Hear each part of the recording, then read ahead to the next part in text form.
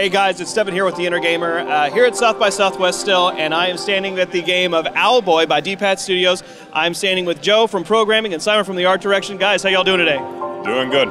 Doing great. Well, why don't y'all take us through a quick synopsis of what Owlboy is. Okay, imagine a side-scrolling Zelda, open worlds, big dungeons, boss fights, but you're an owl and you can fly. But you can't fight as an owl. You have to pick up your friends, called gunners, and they work sort of like your weapons. So it's like a twin-stick shooter with lots of open areas to explore and lots of interesting fights.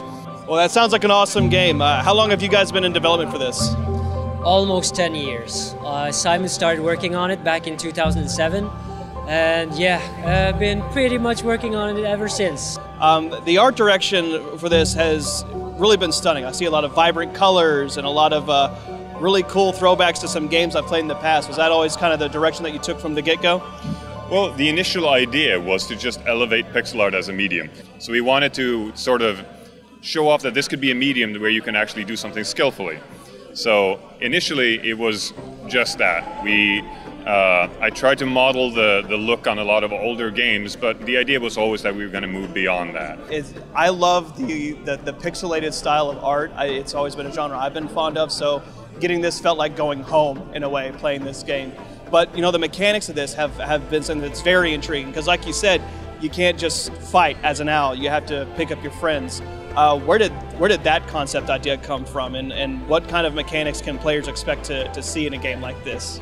Well, as Otis, you fly around and you have a little spin attack that you can do, but it doesn't really do much. So what you learn in the beginning of the game is that you are actually dependent on your friends. So you meet Getty, he's your best friend, and you take him with you on, what is the initial part of the story. And then later on you meet different types of gunners who will help you with their different abilities, and they're actually a huge part of the story.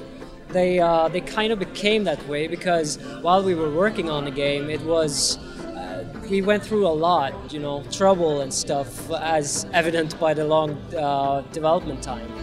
So they actually became kind of a focus of the game. And of course, we had to make a pretty big world in which to explore, because the flying mechanic was something that platformers hadn't really done all that much. It was inspired by Super Mario 3, the Tanuki suit. Yeah, so the original concept came from a mix of Super Mario 3 and the original Kid Icarus. Now, both of those games had sort of half-finished flying mechanics. Now, they worked very good for their own games, but if you consider, for example, Kid Icarus, you have an entire game that's vertical-based, and you have a person with wings, but you never actually fly. So the idea was, what if you could actually fly in that game?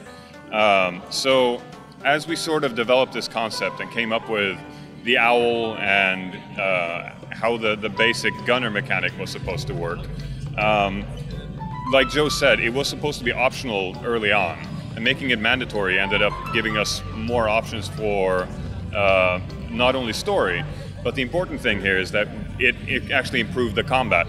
Now, most games, when they give you something new, what they do is that they give you a stronger version of what you already have.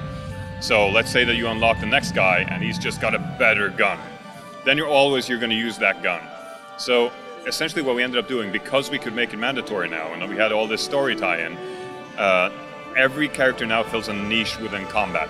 So the more guys you do, the more options you have for the fights that you play and so on. Well, as long as a road as it sounds like, the finished product is great, and I myself had a blast with it. So if gamers are looking to get a hold of Owlboy, where do they need to go to get it? All right, so you can get it now on Windows, Mac, and Linux. And the 3 areas you can get it is Steam, you can go to Humble Store, and you can go to Good Old Games. All right, well, guys, you heard it here. Owlboy, go pick it up right now.